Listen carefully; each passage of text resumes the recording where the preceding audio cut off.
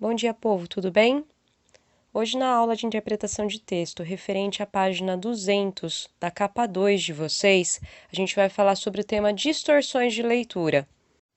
E esse é um tema que acaba sendo interessante para vocês que estão em ano de vestibular, que é o que geralmente pode acontecer com vocês durante uma prova muito longa e que faz vocês errarem questões que depois vocês chegam em casa, pegam a prova e falam: nossa, não acredito que eu interpretei de forma completamente diferente ou coisa do tipo. As distorções, elas geralmente vão acontecer quando vocês estão lendo muito, já estão muito cansados, já não estão mais analisando ou relacionando o que o texto está falando de forma correta. E aí vocês acabam tendo aquela sensação que a gente comentou em sala de aula, que você lê, aí a hora que você termina você fala: nossa, vou voltar lá para o primeiro parágrafo porque eu não entendi nada. E existem alguns nomes que a gente dá para esses problemas de distorção de leitura. De modo bem resumido, a gente tem problemas de descontextualização, de generalização ou de restrição. Descontextualização é quando a gente não considera o texto todo, o ambiente todo que alguma coisa está inserido para poder fazer a nossa interpretação. Para a gente conseguir entender melhor, eu vou ler um trechinho de Vidas Secas para vocês. A vida na fazenda se tornara difícil. Sinhá Vitória benzia-se tremendo, manejava o rosário, mexia os beiços rezando rezas desesperadas, encolhido no banco de o copiar.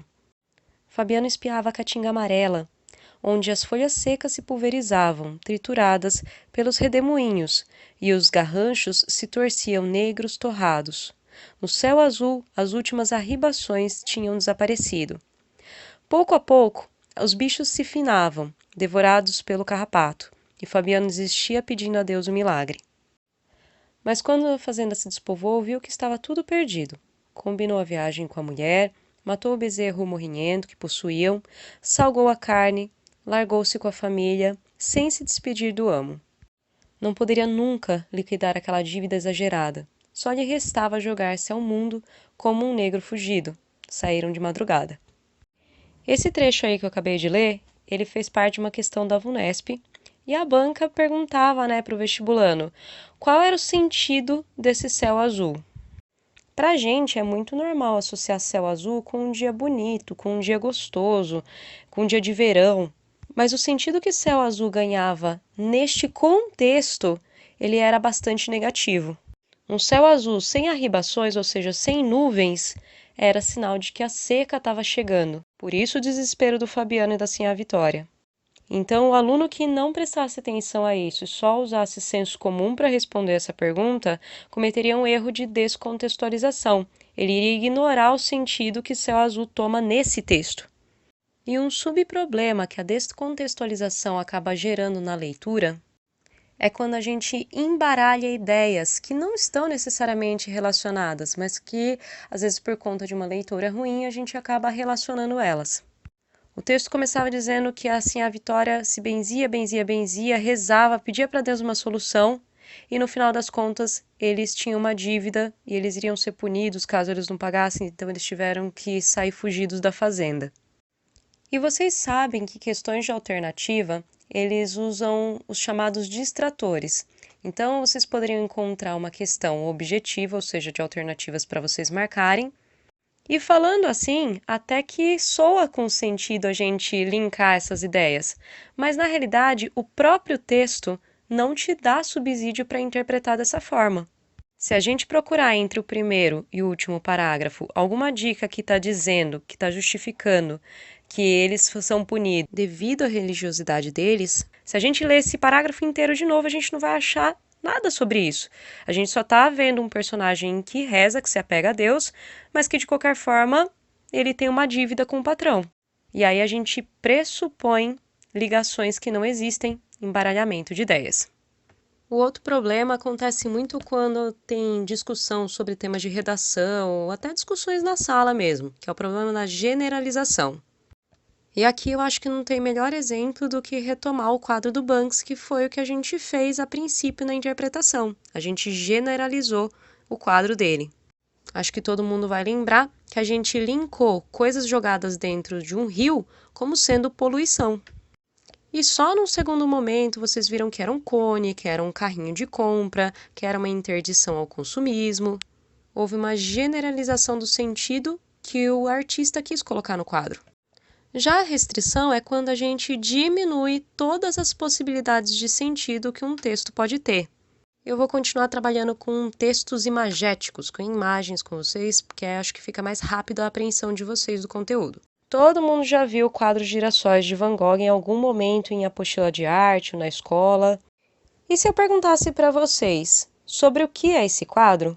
De modo bastante generalizado, eu acredito que todo mundo ia me responder: natureza morta, um vaso de flor, um vaso de girassóis. As generalizações não estão erradas de forma alguma, mas se eu fosse ler com mais aprofundamento esse quadro, aqui eu ia ter a história de uma pessoa que colheu flores, que colheu girassóis, que colocou em um vaso e que provavelmente já fez isso faz algum tempo, baseado em quê? Nos girassóis que já estão secando, já estão murchando. Vocês podem ver que tem uns aí com a cabeça mais baixinha, já estão mais amarronzados. E de forma muito poética, um quadro sobre vida e morte. Natureza morta é sempre uma narrativa sobre vida e morte.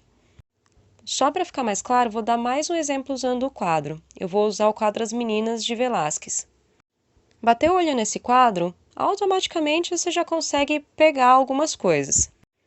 É um quadro que retrata a família real, é um quadro que aparentemente tem uma princesa ali no centro, porque ela está sendo paparicada pelas damas de companhia.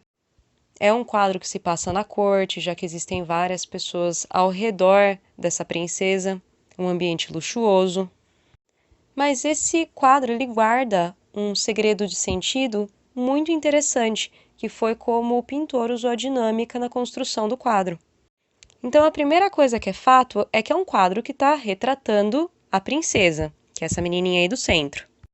A segunda coisa que eu quero que vocês reparem é a parte da frente do quadro está bem iluminado, como dá para ver as pessoas aí com a luz. Já a parte do fundo do quadro, notem que a parede lá do fundo, ela está bem mais apagada, ela está bem mais escura. É como se aqui na frente do quadro tivesse alguma janela iluminando essas pessoas, certo? A terceira coisa que eu quero que vocês reparem é, nessa parede bastante escura, vocês conseguem ver que tem um quadro que está muito iluminado para ser um quadro? Existem duas pessoas ali naquele quadro que está iluminado em uma parede escura. Então, provavelmente isso daí não é um quadro, e sim um espelho, que está refletindo a luz que está aqui na frente. E que está refletindo duas pessoas que também a gente não está conseguindo ver aqui na frente. A quarta coisa que eu quero que vocês reparem é que o próprio Velázquez se retratou nesse quadro. Ele é o pintor com a paleta de tintas ali no cantinho.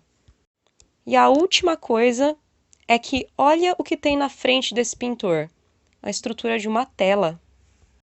Então, a primeira coisa e mais fácil que a gente pode concluir desse quadro é que é um quadro sobre a princesa.